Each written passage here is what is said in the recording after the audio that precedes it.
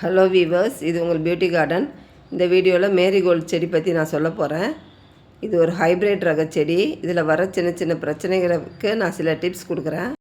இந்த செடி குட்டையாக தான் இருக்கும். ஒரு மாதத்துக்குள்ளே நம்மளுக்கு இந்த அளவு பூ கொடுத்துரும். இதை முதல்ல நம்ம எப்படி விதைக்கணுங்கிறத பற்றி நான் சொல்கிறேன். இதில் காஞ்ச பூ ஒன்று எடுத்துக்கிட்டு அதை கொஞ்சம் வெயிலில் காய வச்சுக்கிட்டு ஒரு சின்ன ட்ரேயில் மண் நிரப்பிக்கிட்டு அதுக்கு மேலே இந்த விதையை தூவி விடணும். அதுக்கு மேலே லைட்டாக நம்ம கொக்கோபீட் போட்டு நம்ம அமுக்கி விடலாம். ஒரு நாள் விட்டு ஒரு நாள் தண்ணி ஸ்ப்ரே பண்ணிவிட்டு வரணும். 10 நாளுக்குள்ளே இது முளைப்புது வந்துடும்.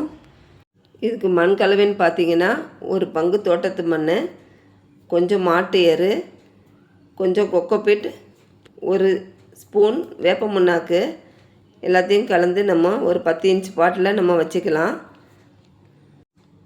இந்த செடி எடுத்து அதில் நடவு செஞ்சுக்கலாம். ஒரு 4-5 நாளைக்கு நம்ம நிழல் பகுதியிலே வைக்கணும். லைட்டாக தண்ணி ஸ்ப்ரே பண்ணிக்கிட்டு வரணும். ஒரு 15 நாள் கழித்து நம்ம நல்ல வெயிலில் வச்சுக்கலாம். இதில் பிரச்சனைகள்னு பார்த்திங்கன்னா இலையில் லைட்டாக வெள்ளையாக கோடு கோடாக வரும். அதுக்கு லீஃப் மைனர்னு பேர். அதுக்கு நம்ம 1 லிட்டர் தண்ணியில் 5 ml வேப்ப எண்ணெய் கொஞ்சம் விம் லிக்விட் கலந்து நம்ம மேலே ஸ்ப்ரே பண்ணிவிட்டு வரலாம். 2 நாளுக்குள்ளே அது சரியாயிடும். ஒரு தடவை நம்ம ஸ்ப்ரே பண்ணால் போதும், அடிக்கடி ஸ்ப்ரே பண்ண வேண்டாம்.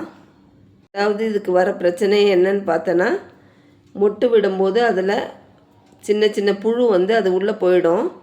அதுக்கு நம்ம மொட்டு விடுற டைமில் கொஞ்சம் மஞ்சத்தூள் போட்டு நம்ம ஸ்ப்ரே பண்ணிக்கிட்டு வரணும். 2 நாளைக்கு ஒரு முறை நம்ம ஸ்ப்ரே பண்ணிக்கிட்டு வந்தோன்னா அந்த புழு இருந்தால் கூட அது செத்துரும். அப்புறம் இதில் வெயில் நேரத்தில் இதுக்கு மாவு பூச்சி தொல்லை நிறைய இருக்கும். அந்த டைமில் நம்ம 1 லிட்டர் தண்ணியில் சின்ன பாக்கெட் கிளினிக் ப்ளஸ் ஷாம்பு எடுத்து அதில் கலந்துக்கிட்டு நம்ம ஸ்ப்ரே பண்ணலாம். இது பூச்செடிங்கிறதுனால பிரச்சனை இல்லை. காய்கறி செடி, கீரைங்களுக்கு இதை முயற்சி பண்ண வேண்டாம்.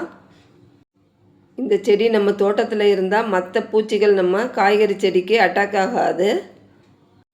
இந்த இலையோட வாசனைக்கு மற்ற பூச்சிகள் நம்மளுக்கு வராது.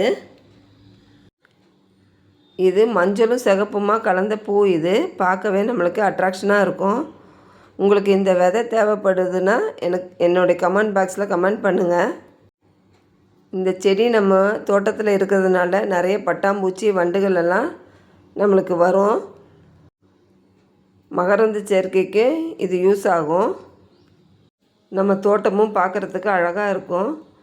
நீங்களும் உங்கள் தோட்டத்தில் இந்த செடி வளர்த்து பயன்பெறுங்க.